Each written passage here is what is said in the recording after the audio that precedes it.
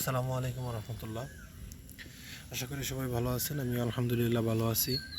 চলে আসলাম আপনাদের সামনে নতুন আরেকটি ভিডিও নিয়ে। আজকের ভিডিওটি হলো কচু লতি, যেটা সেই লতি গাছ নিয়ে ভিডিও করতে চলে আসছি আমি। তো এইদিকে হচ্ছে কিছু লতি চাষ করা হয়েছে।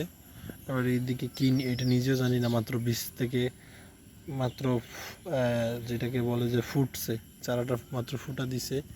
আর এদিকে হচ্ছে ঝিঙ্গা আছে, তারপর হচ্ছে কদু আছে, লাউ আছে ওইগুলার।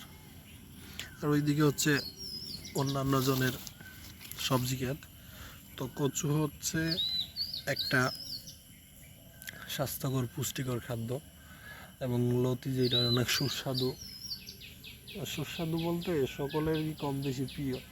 অনেকে মানে এটা একটা পিচ্ছিল খাদ্য, অনেক ভালোই লাগে, মজা লাগে যারা এগুলো পছন্দ করেন। বাজারে কিন্তু লতির অনেক দাম, প্রতি কেজি মেবি 50, মানে এটা হচ্ছে যে সিজনের উপর এবং হচ্ছে সময়ের উপর নির্ভর করে। এখন মেবি 50-60 টাকা হবে কেজি, অনেক অনেক সময় 70-80-90-100 টাকা পর্যন্ত চলে যায়। তো এই লতি গাছগুলো বেড়ে উঠতে অনেক সময় নেয়, অনেক সময় লাগে আপনার।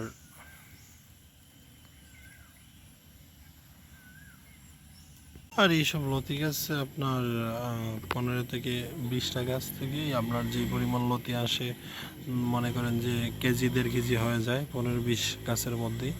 আমার হচ্ছে কচু কচু থেকে আরেকটা হচ্ছে আপনার যেটাকে বলে, আমি শুদ্ধ ভাষাটা কী বলে জানি না, বাট ওইটা আমাদের লোকাল ভাষা হচ্ছে মুখি।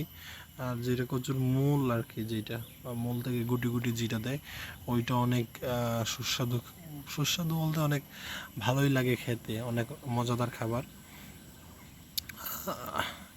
এইগুলো হচ্ছে মূলত কচু গাছের বৈশিষ্ট্য। তো আপনার লতি যেটা দিবে ওইটা কিন্তু আবার আপনার দিবে না, ওই যে মূল দিবে না, কচুর মূল দিবে না। আবার যেটা কচুর মূল দেয় সেটাই কিন্তু আবার লতি দেয় না।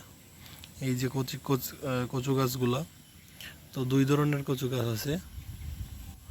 তো এই কচু গাছগুলা অনেক এখন বৃষ্টি হচ্ছে না, পানি কম। যখন পানি ঠই ঠই থাকবে তখন হচ্ছে যে অনেক লম্বা হয়ে যাবে খুব তাড়াতাড়ি, এবং হচ্ছে অনেক এগুলো হচ্ছে 2 থেকে 3 মাসের মধ্যে আপনার চাষ থেকে শুরু করে সব কিছু হয়ে যায়। তো কে কে কচি মানে কচু শাক খেতে পছন্দ করেন, কে কে কচু লতি খেতে পছন্দ করেন, এবং কে কে কচুর মূল বা মুড়া যেটা মুখি যেটা ওইটা খেতে পছন্দ করেন, একটু কমেন্টে জানাবেন। আর প্রতিদিন এইরকম নতুন নতুন ভিডিও পেতে আমাদের চ্যানেলটি সাবস্ক্রাইব করে রাখবেন। আশা করি প্রত্যেকে আমাদের পাশে থাকবেন। আজকে এই পর্যন্তই। সকলে ভালো থাকবেন, আমার জন্য দোয়া করবেন। সকলের সুস্বাস্থ্য কামনা করে বিদায় নিলাম।